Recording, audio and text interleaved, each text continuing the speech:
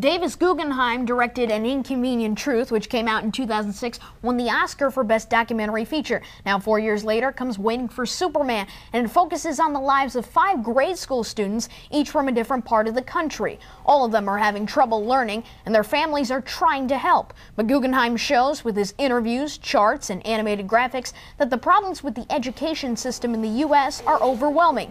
We learn about shocking dropout rates, the incredibly high number of bad teachers, and how tough it is to have bad teachers fired.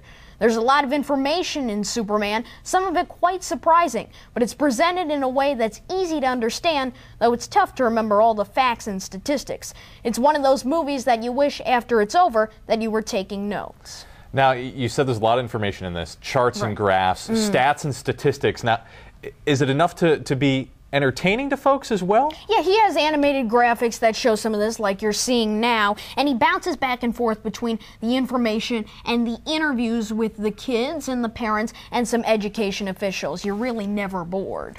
Now, it's, you know, some people are calling this, even quoting it as a horror movie, just because some of the information is so scary. Now, you're in middle school, correct? Was any of this really scary to you or surprising to you? It is very surprising about the dropout rates, and I didn't know how tough it was to have bad teachers fired and how some of the reading levels among U.S. students is very poor.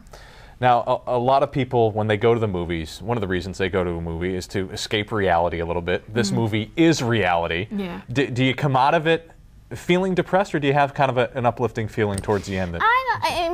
You may feel a little bit depressed, but I was a little disappointed that they mainly focus on the problems and not as much of the solutions. But in the end, Guggenheim, you realize what Guggenheim thinks should be done for the students in America. You really see that clearly. Good. And overall, on the official Kid Critic report card, Waiting for Superman is what? On the official Kid Critic report card, Waiting for Superman gets a B. I think it's a must-see film, especially for parents. It's rated PG, but even though it's about young kids, I don't think it's really good for young kids. Middle school students and high school students should definitely see this film, but I don't know if some of the teachers will like that or not.